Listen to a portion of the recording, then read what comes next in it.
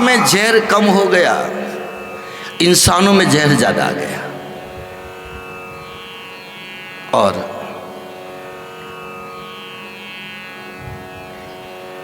नमक में खार कम हुआ, इंसानों में खार ज्यादा आ गया। क्या गलत है क्या? कुत्ते में ईर्ष्या होती है, भौंकता है, लेकिन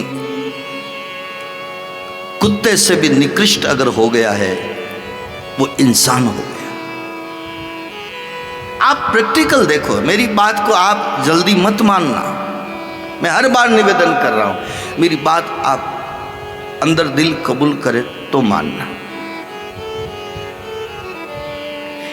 कुत्ता उसको भौंकता है जो दूसरे गांव का या दूसरे मोहल्ले का कुत्ता आता है, तो उससे वो ईर्ष्या करता है, द्वेष करता है, भौंकता है और उसको भगाने की कोशिश करता है। और इंसान अपनों को देख के भौंक रहा है, अपनों को देख के जल रहा है, अपनों को देख के ईर्ष्या कर रहा है। तो ये प्रमाण यही है, हम कुत्ते से भी नीचे निकृष्ट होते जा रहे हैं, पशु से भी नीचे उतरते जा रहे हैं, हम जंतु से भी नीचे गिर रहे हैं। इसलिए कहते हैं जीव जंतु। जंतु की क्या औकात है, बिल्कुल सूक्ष्म, हम उससे भी निकृष्ट होते जा रहे हैं। गाय तो चारा ही खा रही है, आप मांस का टुकड़ा रखोगे नहीं खाएगी। शेर के सामने रस का डालो नहीं खाएगा। इंसान चारा भी खा रहा है, मांसाहार भी कर रहा है, फल भी खा रहा है, जानवरों को भी खा रहा है, इंसानों को भी खा रहा है। अब आप क्या कह सकते हैं? सबसे श्रेष्ठ है लेकिन सबसे निकृष्ट है। संगत अच्छी है तो सबसे श्रेष्ठ है, और संगत बिगड़ गई सबसे निकृष्ट है।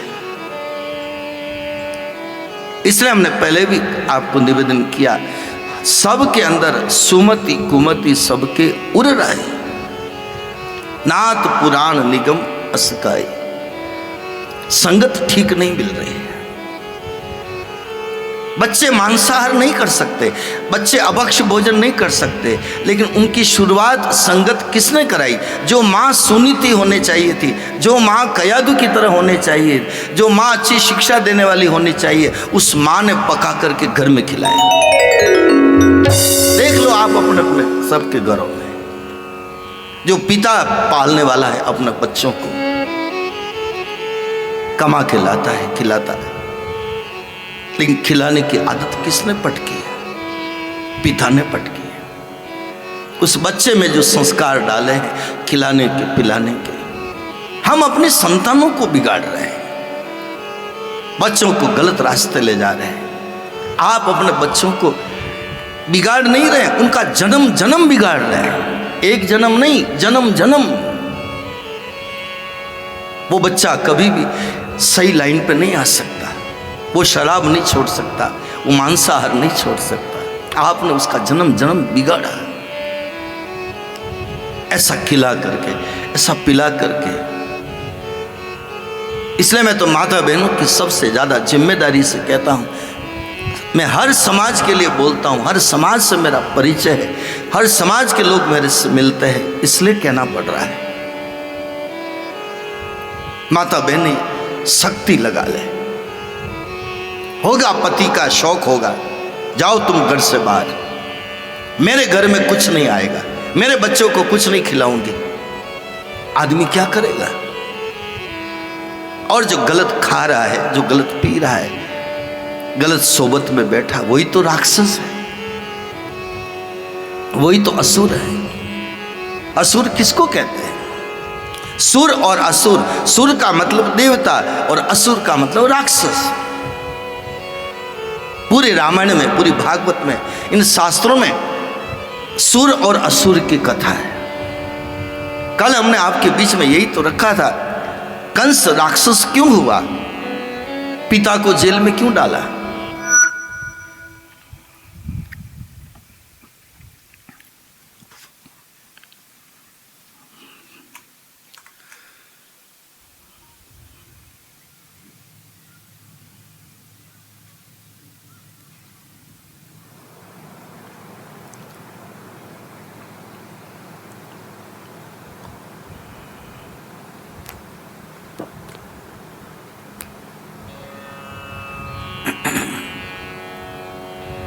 माता पिता को जेल में क्यों डाला? क्यों? राक्षस था। माता पिता का अनादर करे, बोली बेटा बोली किसी भी कुल का हो, माता पिता को तिरस्कार करे, अनादर करे, किसी देवी देवता को न माने, ईश्वर को नहीं माने, शास्त्र को न माने, संतों को न माने, उसको क्या कहा हमारे शास्त्र में? असुर, राक्षस कहा। पहले के राक्षसों के तो सींगड़े होते थे, मोटे मोटे दांत होते थे। आज के राक्षसों के सींगड़े पूंछड़े नहीं है, अच्छे उजले कपड़ों में राक्षस बैठे हैं, घरों घरों में, परिवार परिवार में।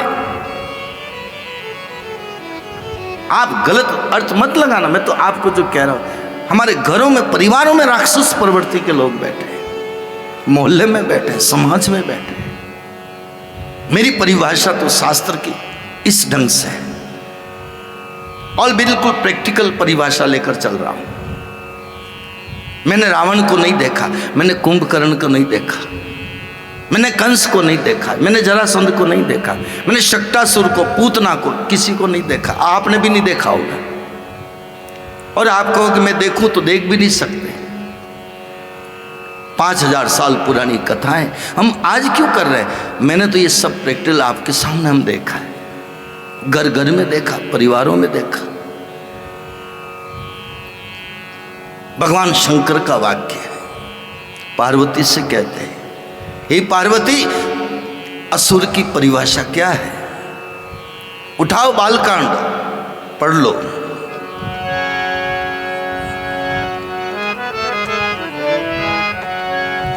जब जब होई धर्म के हानि, जब जब होई धर्म के हानि, बाढ़ई असुर अधम अभिमानी, बाढ़ई असुर अधम अभिमानी। हे पार्वती सुन, जब जब धर्म की हानि होती है, इस समाज में असुर लोग बढ़ जाते हैं, अभिमानी लोग बढ़ जाते हैं, अहंकारी लोग बढ़ जाते हैं, ईर्ष्यालु लोग बढ़ जाते हैं, लोभी लोग बढ़ जाते हैं। ये असुर है। जब जब होई धर्म की हानि, जब जब होई धर्म की हानि, बाढ़ई असुर अधम अभिमानी, बाढ़ई असुर अधम अभिमानी। बाढ़ ही बढ़ जाते हैं, असुर यानी राक्षस। कौन? अधम, अभिमानी। ये राक्षस लोग हैं, ये असुर लोग हैं। बाढ़ ही असुर अधम अभिमानी, बाढ़ ही असुर अधम अभिमानी। वो अधम लोग हैं, नीच लोग हैं, निकृष्ट लोग हैं। वो समाज में इंसान नहीं है, राक्षस है। और आज के समय में राक्षस क्या नहीं है? अखबार भरे पड़े हैं, आए दिन आए दिन आए दिन ये सब राक्षसों का बोलबाला। आने वाला समय बहुत संकट से आप गुजरना पड़ेगा। बाढ़ई असुर अधम अभिमानी, बाढ़ई असुर अधम अभिमानी। और परिभाषा, असुर कौन? राक्षस कौन? मान ही मातु पिता नहीं देवा, मान ही मातु पिता नहीं देवा। माता पिता को नहीं माने, किसी देवी देवता को न माने। मान ही मातु पिता नहीं देवा, मान ही मातु पिता नहीं देवा। साधु संग कर करवावई सेवा, साधु संग करवावई सेवा, साधु संग करवावई सेवा, साधु संग करवावई सेवा। जब जब होई धर्म की हानि, जब जब होई धर्म की हानि, पाड़ई असुर अधम अभिमानी, पाड़ई असुर अधम अभिमानी। ये लिखा है राक्षसों की परिभाषा, असुर की परिभाषा। माँ नहीं, मातु पिता नहीं देवा, माता पिता को नहीं माने, देवी देवता को न माने, साधु पुरुषों को न माने, सत्संग को न माने, शास्त्र को न माने, ये सब ऐसे लोग असुर लोग हैं, राक्षस लोग हैं। मानो न मानो, ये चश्मा अगर जो लगा लेगा तो आपको सब जगह राक्षस ही नजर आएंगे। राक्षस रंग रूप से नहीं है, बर्ताव से, व्यवहार से। आपके व्यवहार किसके साथ क्या कर रहे हो। माता पिता आदरणीय है, लेकिन माता पिता को जो गाली देता है, तिरस्कार करता है, अनादर करता है, वो असुर है। और मैं आपको भागवत से कहूं तो कंस ने पिताजी को जेल में डाला कि नहीं डाला? बोलो आप। वो राक्षस था इसलिए डाला, असुर था इसलिए डाला। बाकी पिता को कौन जेल में डालता है? अपने बहन के बच्चों को पछाड़ पछाड़ करके मारा। इन मासूमों का क्या दोष था? कंस ने इसलिए मारा, वो राक्षस था। आज मासूम बच्चों को अगर कोई मारता है, वो राक्षस नहीं तो और कौन है?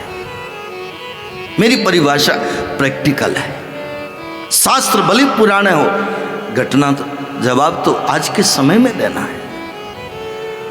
बिगड़ा कौन है? इंसान। सुधरना किसको है? इंसान को। मैं लाख कुंभकर्ण के गीत गाऊं, मैं राम के गीत गाऊं, लक्ष्मण के गीत गाऊं, रावण के गीत गाऊं, लेकिन कोई रावण को नहीं सुधारना लंका में जाकर। कोई कुंभकर्ण को मुझे पकड़कर झंझोड़ कर नहीं उठाना। उठ, कब तक सोया रहेगा? वो कुंभकर्ण तो सोता था, उठ गया, राम ने मुक्ति कर दी। आजकल के कुंभकर्ण तो अपनी संतानें पड़ी है, जो 10 बजे उठती, कभी 11 बजे उठती, कभी 12 बजे उठती। कुंभकर्ण लंका में नहीं है, अपने घरों में है, अपने घरों। जल्दी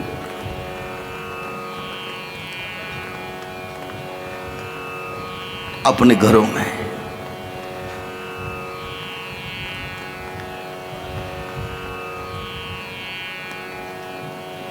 मां नहीं, मातु पिता नहीं देवा,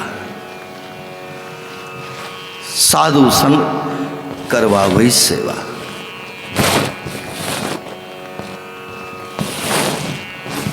जिनके ये आचरण भवानी,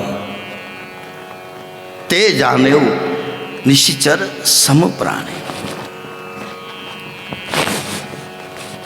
वो है राक्षस, वो है असुर। रावण की एक परिभाषा जो मैंने पाई है, रावण की परिभाषा का भाव जो दूसरों को रुलाता है उसका नाम रावण। रावण कोई स्त्री नहीं है, रावण कोई पुरुष नहीं है। और मैं तो कई बार भागवत से कहा, गोपी कोई स्त्री नहीं है, गोपी कोई पुरुष नहीं है। ये जो भी है, भगवान की तरफ चलने वाली जो जीवात्मा, जो भगवान के प्रति एक तीव्र उत्कंठा है प्रभु से मिलन की, उसका नाम गोपी है। हमने परिभाषाएं अलग कर दी है।